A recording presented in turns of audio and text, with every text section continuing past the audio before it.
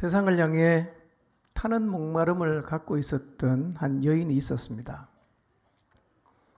이 여인은 자신이 세상을 향해 느끼던 목마름을 해소하기 위해서 여기저기를 기웃거리며 살았습니다. 비록 창녀로 살았지만 그녀는 자신의 마음에 있는 타는 목마름을 해소하기 위해 이 남자 저 남자에게 자신의 몸을 과감하게 던졌습니다. 이 남자 저 남자에게 자신의 몸을 던진 결과 그녀의 몸과 마음은 만신창이가 되었지만 안타깝게도 그의 마음 안에 있던 갈증과 목마름은 여전히 해소되지 않았습니다. 이 여인은 점점 지쳐갔으며 타는 목마름을 가슴에 안은 채 곤고한 삶을 살아가고 있었습니다. 그런데 세상을 향해 느끼는 목마름이 이 여인만의 이야기일까요? 오늘날에도 이 여인처럼 세상을 향해서 지독한 갈증을 느끼며 사는 사람들이 많이 있습니다. 더 갖고 싶고, 더 누리고 싶고, 더 즐기고 싶고. 그래서 이 목마름을 해소하기 위해서 사마리아 여인처럼 자기 자신의 인생을 여기저기에 던지면서 피곤하게 인생을 살아가는 사람들이 매우 많이 있습니다. 이 시간 혹시 나도 사마리아 여인처럼 세상을 향해 목마름을 느끼면서 살아가고 있는 것은 아닌지를 한번 돌아보았으면 합니다. 여러분의 인생을 한번 돌아보십시오. 지금의 상황을 만족하고 감사함으로 받아들이며 그래서 세상의 그 어떤 것들, 부도, 명예도, 성공도 목말라하지 않으며 살고 계시나요? 아니면 갖지 못한 것을 아쉬워하면서 언제나 좀 더 가지고 싶어하고 좀 더 높아지고 싶어하고 좀 더 성공하고 싶어 하면서 지금 자신이 갖지 못한 것을 가지려고 여기저기를 기웃거리면서 그리고 기회만 생기면 그것을 잡겠다고 인생을 던지며 살아가고 계시지는 않으신가요? 자신의 삶을 돌아보면서 늘 불만족하면서 좀 더 나은 그것을 잡으려고 목말라하면서 사는 것이 지금 나의 모습은 아닌지를 한번 생각해 보시기를 바랍니다. 오늘 말씀은 이런 사람들을 위한 말씀입니다. 해소되지 않는 세상을 향한 타는 목마름과 갈증을 어떻게 하면 해결할 수 있는지를 한 여인의 이야기를 통해서 상고하려고 합니다. 예수님은 이렇게 목마름과 갈증을 느끼고 있는 이 여인의 갈증을 해소해 주기 위해서 매우 의도적으로 다가가셨습니다. 그래서 유대에서 갈릴리로 가시는 길에 일부러 이 여인이 살고 있는 사마리아의 수가성으로 가셨고 그 성의 우물가에서 여인을 만나셔서 이 여인이 갖고 있었던 어쩌면 이 여인은 자기 안에 세상을 향한 목마름이 있다는 사실조차도 몰랐지만 주님께서 그 목마름을 해소시켜 주셨습니다. 저는 오늘 이 자리 역시 하나님의 의도가 있는 자리라고 생각합니다. 많은 분의 기도로 준비된 이 자리, 하나님께서 의도를 가지고 찾아오셔서 기도한 그 영혼들의 목마름을 해소시켜 주리라고 믿습니다. 세상을 향한 타는 목마름을 갖고 계신다면 오늘 이 아침에 수가성 여인을 찾아오셔서 그 갈증을 해소시켜 주신 그 주님의 은혜를 입게 되시기를 바랍니다. 이야기는 우물가에서 주제는 물로 두 사람이 대화를 시작합니다. 세상을 향한 목마름을 가진 여인에게 그 목마름이 무엇인지를 보여주기에는 매우 적절한 주제인 것 같습니다. 7절을 같이 보겠습니다. 읽습니다. 시작.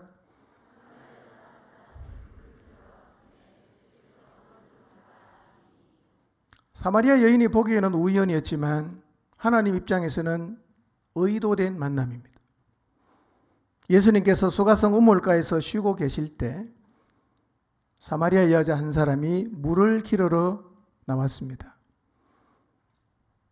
그때 예수님께서 이 여인에게 물을 좀 달라고 요청하십니다. 물을 좀 달라. 9절을 보겠습니다. 읽습니다. 시작.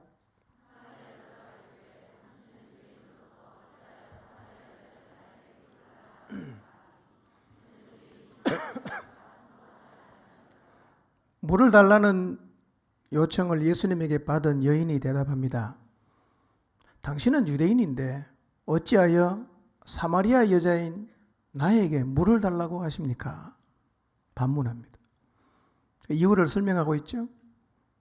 유대인과 사마리아인은 상종하지 않아요. 유대인은 사마리아인을 멸시하고 사마리아는 자기를 멸시하는 유대인이 좋게 보일 리가 없으니까 서로 만나도 못 본 척 상종도 안 하고 반목하면서 지내는 관계입니다. 10절을 보겠습니다. 읽습니다. 시작. 예수께서 대답하여 이르시되 내가 만일 하나님의 선물과 또 내게 물 좀 달라 하는 이가 누구인 줄 알았더라면 내가 그에게 구하였을 것이요 그가 생수를 내게 주었으리라. 당신은 유대인인데 왜 사마리아 여자인 나에게 물 달라고 합니까? 라고 반문을 했을 때 예수님이 대답합니다. 너한테 지금 물을 좀 달라고 하는 분이 누구인 줄 네가 알았더라면 너가 나한테 구했을 것이고 내가 너에게 생수를 주었으리라. 여인은 지금 자기에게 물을 달라고 하시는 분이 누구인지를 모르고 있습니다. 그런데 예수님은 세상을 목말라 하는 모든 사람들의 목마름을 해결할 수 있는 생수를 가지고 계시는 분입니다. 세상을 향한 타는 목마름을 해결하려고 하면 반드시 그분이 주시는 생수를 마셔야 됩니다. 신기하게도 그분이 주는 생수를 마시고 나면 우리의 마음속에 세상을 향한 타는 목마름이 씻은 듯이 사라져 버립니다. 이 생수를 여러분 모두가 경험하게 되시기를 바랍니다. 그럼 여기서 생수가 무엇을 의미하는지 잠깐 좀 살펴보고 지나갑니다. 요한복음 7장 37절에서 39절 말씀입니다. 같이 읽겠습니다. 시작. 곧 큰 날에 예수께서 서서 외쳐 이르시되 누구든지 목마르거든 내게로 와서 마시라. 나를 믿는 자는 성경의 이름과 같이 그 배에서 생수의 강이 흘러나오리라 하시니 이는 그를 믿는 자들이 받을 성령을 가리켜 말씀하신 것이라. 예수께서 아직 영광을 받지 아니하셨으므로 성령이 아직 그들에게 계시지 아니하시더라. 예수님께서 초막절이라는 유대인의 3대 명절의 마지막 날에 이렇게 큰 소리로 외쳤어요. 누구든지 목마르거든 내게로 와서 마시라. 나를 믿는 사람은 성경에 기록한 것처럼 그 배에서 생수의 강이 흘러 나올 것이다. 나를 믿으면 그 배에서 생수가 강처럼 흐르게 된다고 말씀하십니다. 여러분 아무리 갈증이 심해도 우리의 배에서 생수가 강처럼 계속 흘러난다면 그 목마름은 자연스럽게 해소가 되지 않겠습니까? 성경은 그 생수가 무엇이냐? 성령이라고 말씀합니다. 믿는 사람이 받을 성령이다. 성령을 받으면 목마름이 해소가 된다고 말씀하고 있습니다. 이 주제는 제가 더 말씀드리진 않겠지만 먼저 믿고 성령님을 모시고 살아가는 우리들은 이 말씀을 가슴 깊이 새겨야 합니다. 성령님을 모시고 사는 사람은 세상을 목말라 하지 않는 것이 정상입니다. 만약에 내가 성령님이 내 안에 계심에도 불구하고 세상을 목말란다면 뭔가 지금 내 신앙에 심각한 문제가 생겼다는 사실을 인식해야 됩니다. 뭔가 잘못되어 있는 거예요. 11절 12절 계속 갑니다. 읽습니다. 시작. 주여 물기를 그릇도 없고 이 우물은 깊은데 어디서 당신이 그 생수를 얻겠사옵나이까? 우리 조상 야곱이 이 우물을 우리에게 주셨고 또 여기서 자기와 자기 아들들과 짐승이 다 마셨는데 당신이 야곱보다 더 크니까 그랬습니다. 이 여인은 아직 예수님의 말씀을 잘 못 알아듣고 있습니다. 예수님이 말씀하신 그 생수는 성령을 의미하고 있지만 이 여인은 예수님 말씀을 그저 평면적으로 이해를 하고 있습니다. 그래서 주님이 말씀하신 생수가 자기가 지금 이 우물에서 길러서 가는 물과 똑같은 것으로 생각을 합니다. 그래서 얘기를 듣다 보니까 예수님이 자기들의 조상인 야곱보다 더 크다는 뉘앙스를 준단 말이에요. 여인이 기분이 좀 나빴어요. 이렇게 반박하는 거예요. 당신이 야곱보다 더 큰 자입니까? 이렇게 반박하는 거예요. 당신이 야곱보다 더 큰 자입니까? 우리 조상 야곱보다 당신이 더 훌륭한 사람입니까? 이렇게 반문을 했어요. 13절 14절을 봅니다. 읽겠습니다. 시작. 예수께서 대답하여 이르시되 이 물을 마시는 자마다 다시 목마르리니와 내가 주는 물을 마시는 자는 영원히 목마르지 아니하리니 내가 주는 물은 그 속에서 영생하도록 솟아나는 샘물이 되리라. 예수님이 대답하십니다.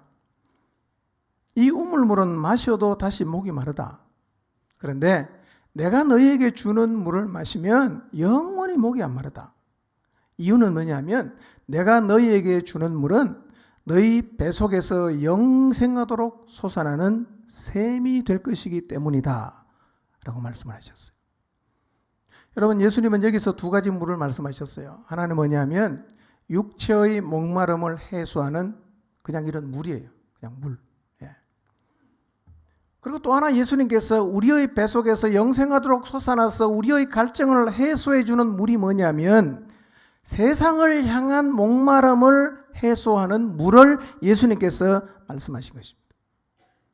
여러분, 육체의 목마름을 해소하는 물은요, 마셔도 시간이 지나면 또 목이 말라요. 그래서 이 물은 계속 길러와야 되는 것입니다. 귀찮지만 또 길러러 가야 돼요. 그러나 세상을 향한 목마름을 해소하는 물은 주님만이 주실 수 있는데 이 물은 한번 받으면 우리 속에서 샘물처럼 솟아나기 때문에 한 번만 받아 마시면 영원히 목이 마르지 않게 된다고 말씀하십니다. 그리고 그 생수는 성령을 의미한다고 방금 우리가 요한복음 7장 말씀을 읽었습니다.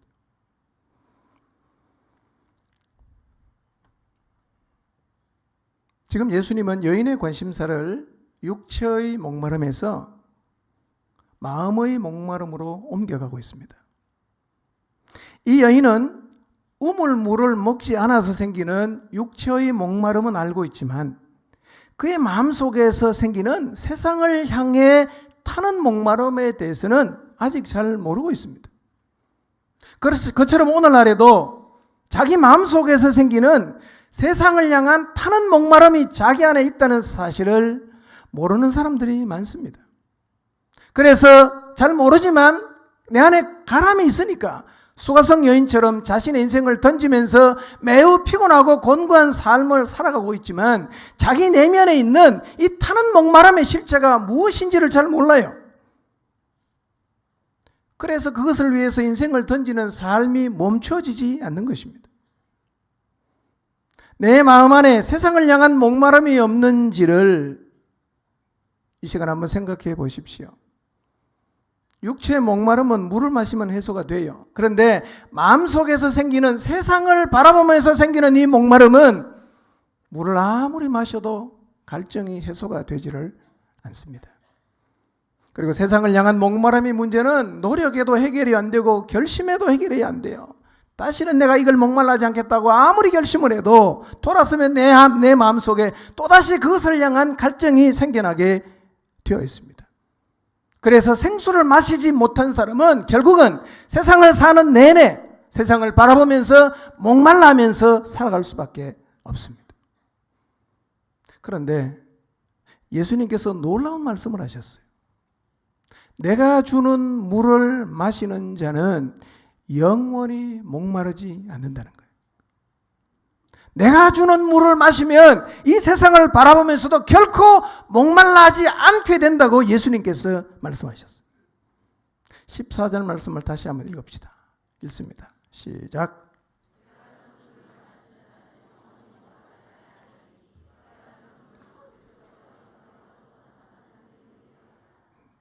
내가 주는 물을 마시면 영원히 목말라하지 않는다. 세상을 향한 갈증이 해소가 되지 않아서 고통하고 계신다면 이 물 한번 마셔보고 싶지 않으십니까? 그거 마시면 갈증이 안 생긴다는데 나도 그 물 한번 마셔보고 싶다. 그래서 내 인생을 바라보면서 늘 부족함을 느끼고 목마름을 갖는 그런 삶이 아니라 만족하고 감사하고 기뻐하며 그렇게 살아가는 인생을 나도 한번 살아보고 싶다. 그런 마음이 혹시 없으신가요? 15절을 보겠습니다. 읽겠습니다. 시작. 그런 물을 내게 주사 목마르지도 않고 또 여기 물 기르러 오지도 않게 하옵소서. 여자의 귀가 갑자기 쫑긋 세워집니다. 여자가 이렇게 반응합니다. 그런 물 있나요? 그런 물 제게 좀 주세요. 그래서 제가 목마르지도 않고 귀찮게 여기 물 기르러도 오지 않게 해주십시오. 아직 이 여인은 예수님 말씀을 완전히 이해한 것 같진 않지만 뭔지를 모를 갈증이 해소된다고 하니까 그 물을 좀 달라고 예수님에게 요구합니다. 그런데 예수님 반응이 좀 의외입니다. 16절을 보겠습니다. 읽습니다. 시작. 여인이 물을 좀 달라고 하니까 예수님의 반응이 뭐냐면 가서 내 남편을 불러오라고 하신 것이었어요. 좀 서로가 이해 안 되긴 해도 대화가 좀 된 것 같았는데 갑자기 예수님이 뚱딴지 같은 얘기를 하시는 것 같아요.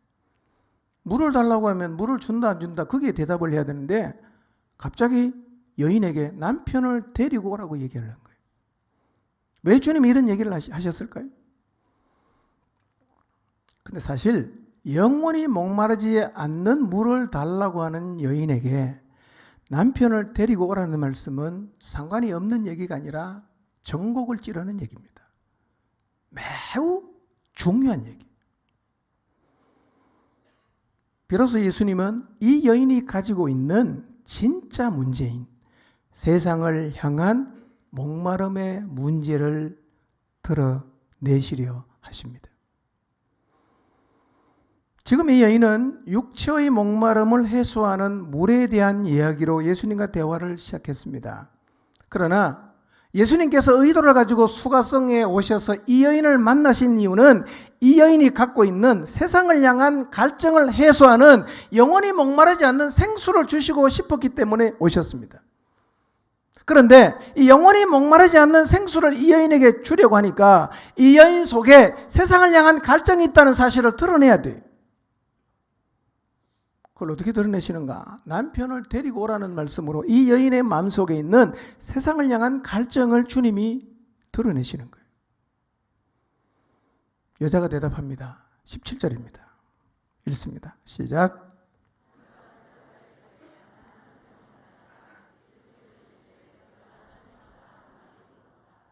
남편을 불러오라는 말씀에 여인이 대답을 합니다. 뭐라고 대답합니까? 나는 남편이 없습니다. 이렇게 대답했어요. 나는 남편이 없습니다. 여러분, 남편이 무엇일까요?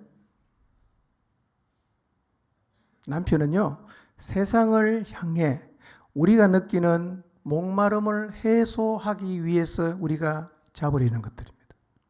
찾는 것들이에요. 그런데 여자가 말하는 거예요. 나는 남편이 없습니다. 무슨 얘기입니까? 세상에는 우리의 목마름을 해소해 줄 수 있는 것이 없다는 얘기입니다. 그런데도 사람들은 이것을 모르고 그 남편만 만나면 자기 내면에 있는 이 가람이 해결된다고 생각을 하고 끝없이 자기 내면에 있는 세상을 향한 목마름을 해소해 줄 남편을 계속해서 찾아 나서는 것입니다.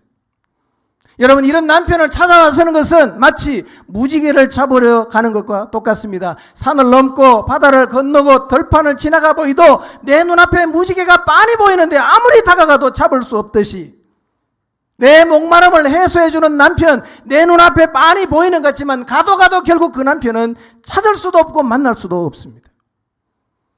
그래서 남편을 찾기 위해서 인생을 던져본 사람들의 모든 공통된 고백이 뭐냐? 나는 남편이 없습니다. 이렇게 고백할 수밖에 없다는 거예요.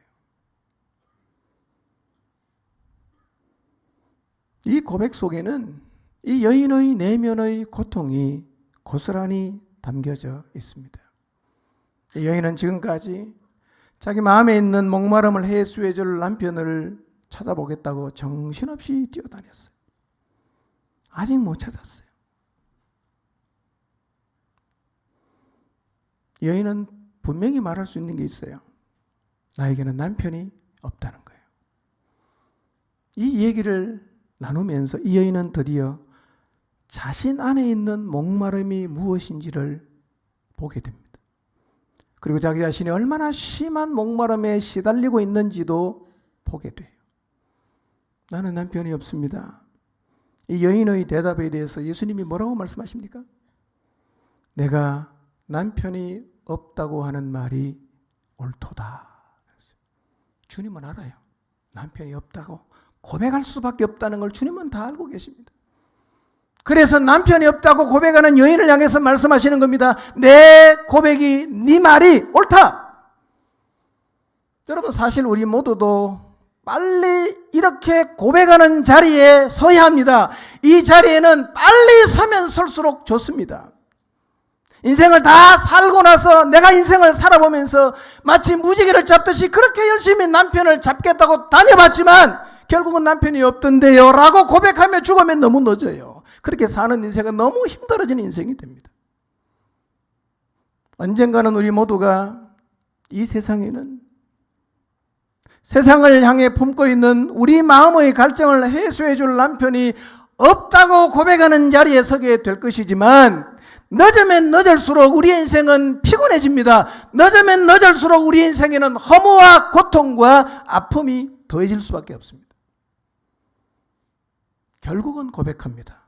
남편이 없다고. 주님은 다 알고 있어요. 네 말이 옳다. 처음부터 없는 거였어. 이렇게 대답하시는 거예요. 18절입니다. 읽겠습니다. 시작.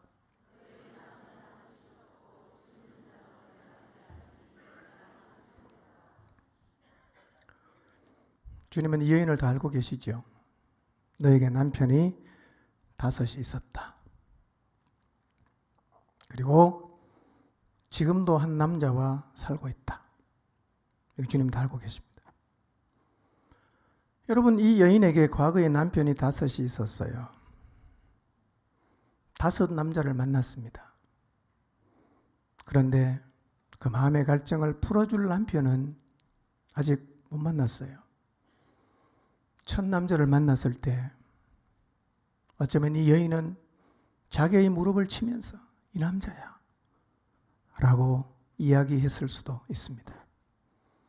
시간이 좀 더 흘러가면서 그의 마음속에 이런 생각이 듭니다. 이 남자는 아니야. 버립니다. 또 찾아놨습니다.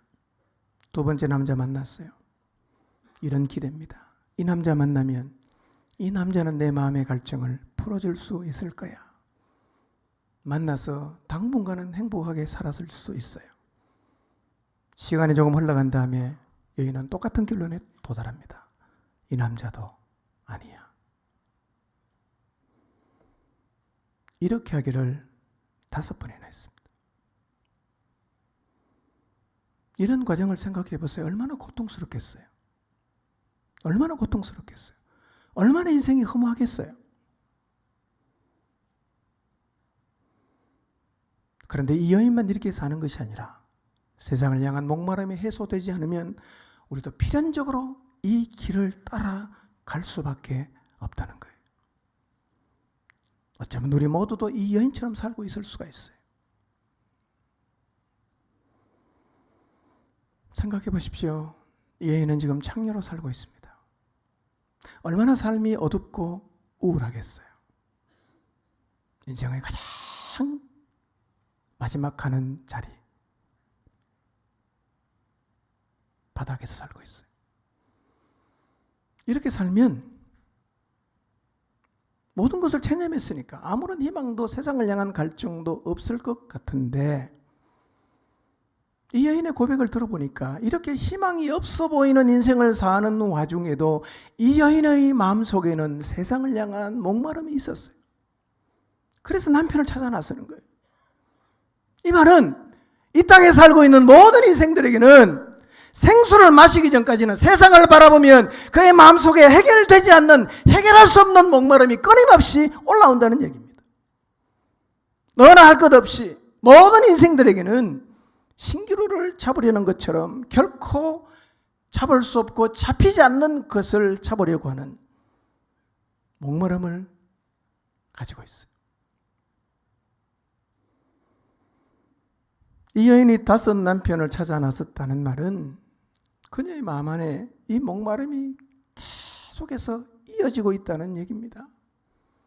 한 2-3번 해보고 끝내는 게 아니라 해소가 될 때까지 반복적으로 시도하고 있어요.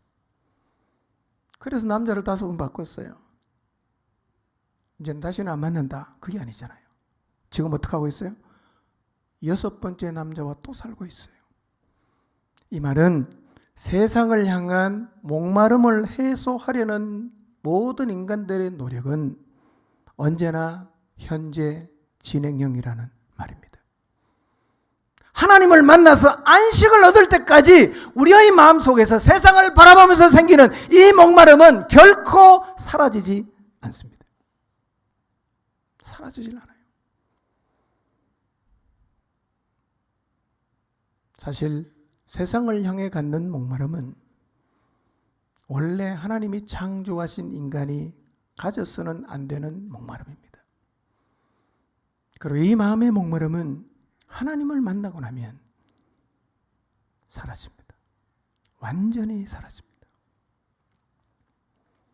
여러분, 6번째 남자를 만나서 살고 있는 이 여인의 대답을 들어보세요. 5번 바꾸었어요. 6번째 살고 있어요. 그런데 예수님이 남편 데리고 가라고 말하니까 여자가 뭐라고 대답합니까? 없다 그러잖아요. 그러니 지금 6번째 살고 있는 남자도 어떤 결론이 내려진 거예요? 이 남자도 아니다 라는 결론을 이미 내렸다는 겁니다. 이런 얘기입니다. 세상에는 우리의 갈증을 해소해 줄 수 있는 남편은 없다는 말입니다. 아마 이 여인이 예수님을 만나지 않았다면 조만간 6번째 남자를 버리고 7번째 남편을 다시 찾아 나섰겠지요. 이것은 수가성 여인만의 이야기가 아니라 하나님을 떠나간 모든 인생들의 공통된 이야기입니다. 그래서 지금도 이 여인처럼 세상 여기저기를 기웃거리면서 남편을 찾는 사람들이 많이 있습니다. 하나님을 만나서 생수를 마시기 전까지는 남편을 찾아 헤매는 인생의 방황은 결코 끝나지 않을 것입니다. 이렇게 속으면서 실망하고 절망하고 좌절하지만 다른 대안이 없으니까 또다시 자기 자신에게 스스로 희망을 줍니다. 그리고 자기 자신에게 최면을 걸고 다독이고 위로를 하면서 또다시 남편을 찾아 나서죠. 자기에게 이렇게 말합니다. 이번에 남편을 만나면 내가 행복해질 수 있을 거야. 이번에 남편 만나면 내가 꿈꾸던 것 이룰 수 있을 거야. 이번에 남편 만나면 내 마음속에 이 생기는 목마름이 분명히 해결이 될 거야. 자기에게 최면을 걸고 위로하면서 스스로 희망을 북돋아주면서 그 길을 간단 말이에요. 그 일을 위해서라면 기꺼이 자신의 인생도 던집니다. 여기 인생 던지는 사람 많아요.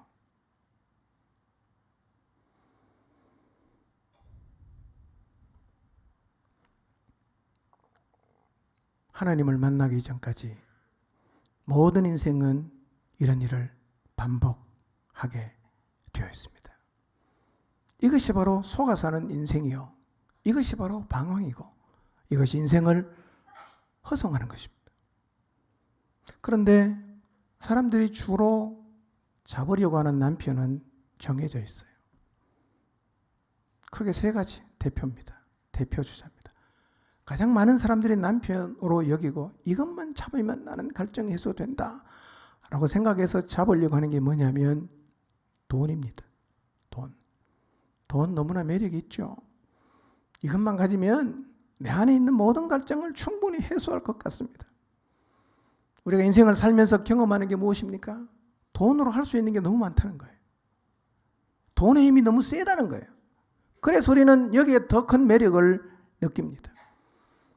이것이 내 갈증을 풀어줄 수 있는 남편이라고 확신을 하면 이 남편을 소유하기 위해서 인생의 모든 포커스를 여기에 다 맞추고 자기 인생을 던집니다.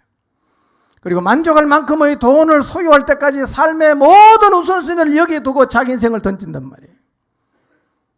그러니 삶이 얼마나 일그러지겠어요? 얼마나 삶이 왜곡이 되겠어요? 오늘날 이것을 잡으려고 쫓아가는 사람이 너무 많이 있습니다. 이걸 열심히 쫓아가면 자신이 원하는 만큼 충분한 돈을 가질 수 있을지는 모르겠습니다만 만약에 가진다고 해도 틀림없이 얼마 지나지 않으면 돈이 나의 갈증을 풀어줄 수 없다는 사실을 발견하게 될 것입니다. 작은 돈을 가지게 된다고 해도 느끼게 될 거예요. 돈이면 다 될 줄 알았는데 세상에서 돈으로 할 수 없는 게 너무 많구나.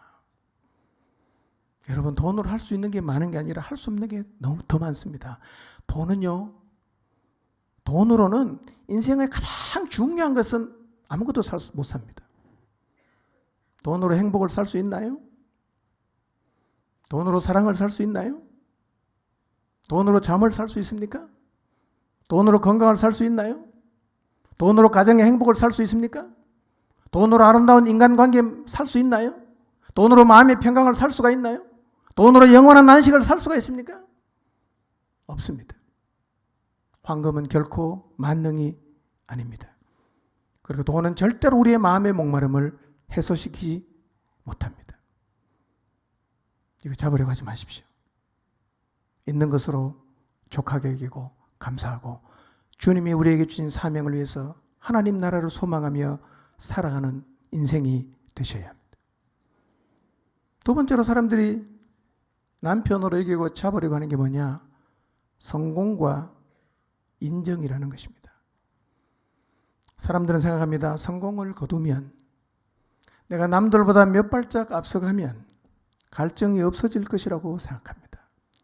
그래서 성공을 위해서 미친 듯이 일을 합니다. 사람들에게 인정을 받기 위해서 자기의 모든 것을 희생하고 자기 몸을 불태웁니다. 실제로 성공과 사람들의 인정을 받는 것을 남편으로 삼고 이것을 잡기 위해서 자기 인생을 송두리째 던지는 사람이 많습니다. 자기 인생도 포기하고 가정도 포기하고 올인합니다. 그러나 결국은 알게 될 거예요. 이게 아니라는 거. 내가 잘못 잡았다는 거. 내가 인생을 허송했다는 사실을 알게 될 거예요. 그것을 알기까지는 곁에 있는 사람이 너무 고통을 당합니다.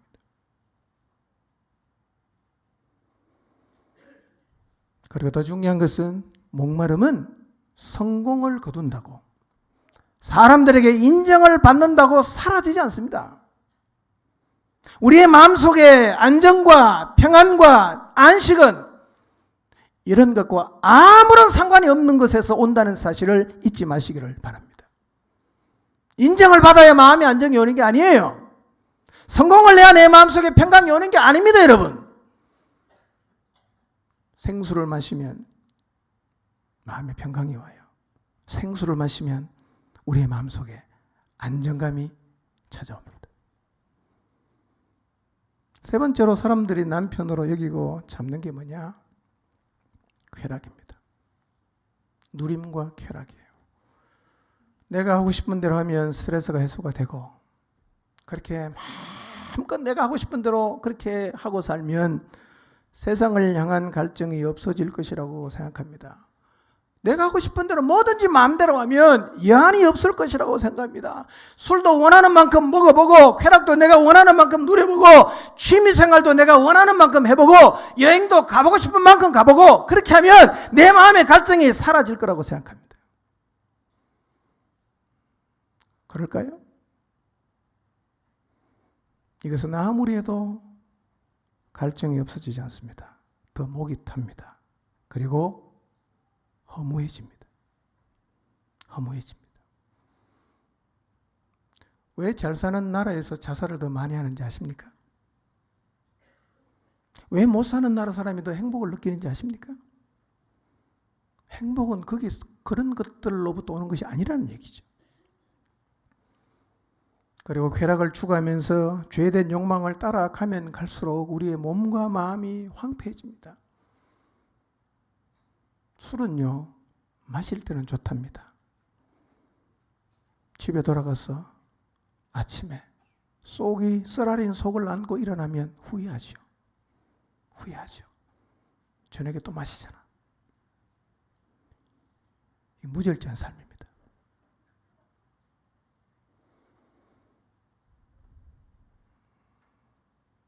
이런 남편 잡는다고 해도 우리 안에 있는 갈증은 해소되지 않습니다.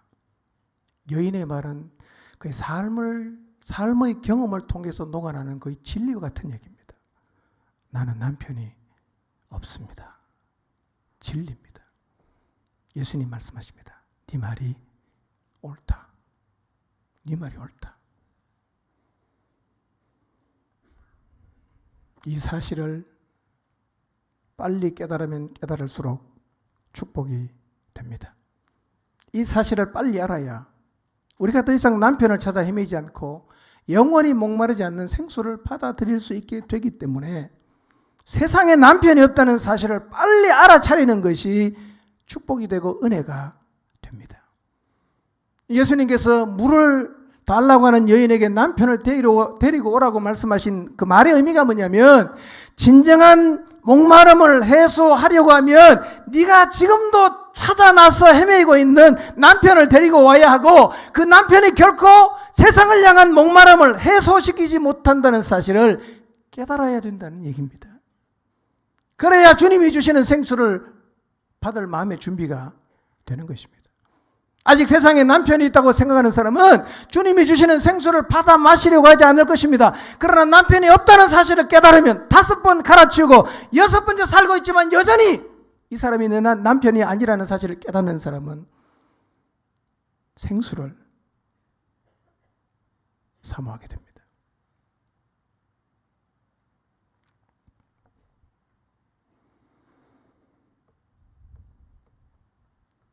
오늘 이 시간 여러분의 인생 가운데 여러 남편이 있었다고 해도 수가성의 여인처럼 저에게 남편이 없습니다. 그렇게 고백하고 생수를 주시는 예수님 앞으로 나오게 되시기를 바랍니다. 19절부터 보겠습니다. 19절부터 24절까지 봅니다. 읽습니다. 시작.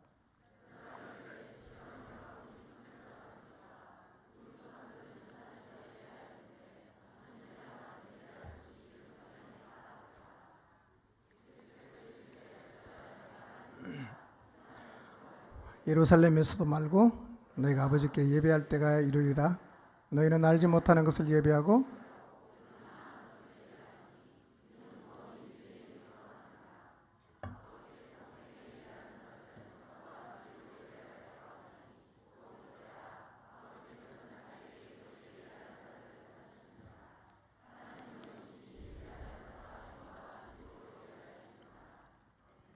네. 드디어 사마리아 여인이 예배에 대한 이야기를 시작합니다. 오랫동안 이 여인은 하나님을 잊고 살았습니다. 그러나 조상적부터 하나님을 믿었던 이 여인의 심년에 담겨져 있었던 질문이 있었어요. 그게 뭐냐? 예배가 뭐지? 예배는 어디서 드려야 되는 거야? 라는 질문이 이 여인의 마음속 깊은 곳에 있었어요. 그런 질문이 마음속에 담겨져 있었지만 어쩌면 한 번도 내뱉은 적이 없는 질문이었어요. 그런데 자신의 과거를 너무 잘 알고 있는 그분 앞에서 이 여인은 자기 마음 깊은 곳에 담겨져 있던 질문을 꺼내듭니다. 예배를 어디서 드려야 됩니까? 이렇게 물어요. 혹시 오늘 이 여인처럼 여러분의 마음속 깊은 곳에 하나님을 향한 질문을 갖고 계시지 않습니까? 내가 만났던 친구가 늘 하나님이 계신다 그러는데 하나님은 정말 계시는가? 나는 죽으면 다 끝이라고 생각했는데 인생이 죽음으로 끝이 나지 않고 심판이 있고 천국과 지옥 간다는 얘기를 들었는데 그게 진짜 사실일까? 예수라는 분이 하나님의 아들이라고 하는데 그분이 진짜 하나님의 아들이 맞는가? 어떤 질문도 괜찮습니다. 바쁘게 살 때는 잘 생각나지 않았고 남편을 구하러 다닐 때는 관심이 없었던 질문이지만 여러분의 마음 가운데 하나님을 향해서 갖고 있던 질문이 있다면 그 질문을 이 시간 하나님에게 한번 던져보시기를 바랍니다. 진심으로 알고자 하는 마음으로 하나님 앞에 한번 질문을 해보십시오. 진리는 존재합니다. 하나님은 지금도 살아계십니다. 진리를 믿어야 합니다. 진리를 만나야 세상을 향해 타는 우리 마음속의 목마름의 문제는 해결이 됩니다. 여인의 마음속에 있는 세상을 향한 타는 목마름을 해결해 주기 위해서 의도를 가지고 수가성에 오셨던 것처럼 이 땅에 살고 하나님을 떠나가서 세상을 목말라하면서 이 사마리아 여인처럼 살아가고 있는 사람들이 갖고 있는 목마름의 문제를 해결해 주기 위해서 이 세상에 구원자가 오셨습니다. 그분이 바로 예수 그리스도이십니다. 우리가 세상을 목말라하게 된 이유는 하나님을 떠났기 때문입니다. 우리가 하나님께로 다시 돌아가는 그 순간 우리의 마음속에 있는 목마름의 문제는 해결이 될 수가 있습니다. 25절 26절을 읽겠습니다. 같이 읽습니다. 시작. 여자가 이르되 메시아 곧 그리스도라 하는 네가 오실 줄을 내가 아노니 그가 오시면 모든 것을 우리에게 알려주시리이다. 예수께서 이르시되 내게 말하는 내가 그라 하시니라. 여자가 말합니다. 그리스도 곧 구원자가 오시면 이 모든 것을 우리에게 알려주실 것입니다. 설명해 주실 것입니다. 그때 예수님이 대답하십니다. 내가 그니라. 내가 그니라. 여러분, 메시아이신 그분이 왜 수가성까지 찾아오셔서 장애했던 이 여인을 만나 주셨을까요? 하나님이 창조한 인간들이 세상을 향해 타는 목마름을 가지고 살아가는 것 너무 아파하십니다. 이 여인의 마음속에 있었던 세상을 향한 목마름을 주님이 오셔서 해결해 주셨다는 말은 오늘 이 시대에도 하나님은 이 여인처럼 동일하게 세상을 목말라하고 있는 사람들을 찾아가셔서 그 마음속의 목마름을 주님은 해결해 주기를 원하시고 지금도 찾아가십니다.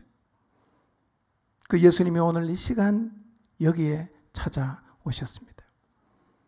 그리고 여인에게 주었던 동일한 생수를 우리에게도 나누어 주시려고 하십니다. 여러분, 세상을 향해 타는 목마름을 갖고 계시나요? 여러분이 추구하는 그 남편이 그 목마름을 해소시키지 못한다는 사실을 잊지 마시기를 바랍니다. 이제 남편을 하나씩 둘씩 늘려가는 삶을 이제 종지부를 찍게 되시기를 바랍니다. 그리고 여인처럼 남편을 데리고 오라는 예수님 말씀 앞에 나는 남편이 없습니다라고 고백할 수 있게 되시기를 바랍니다. 남편이 없어요.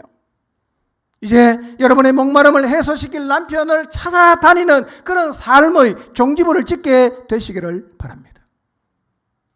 남편을 찾아 나서서 고통당하고 곤고하고 허무에 눌려 살아가는 이런 우리를 구원하시기 위해서 구원자이신 예수 그리스도가 오늘 이 땅에 오셨고 여기에 찾아오셨습니다.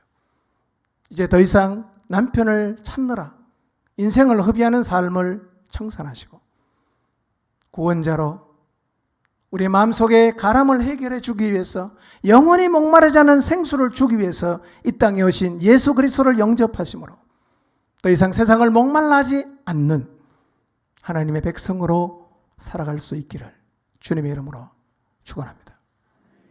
기도하겠습니다.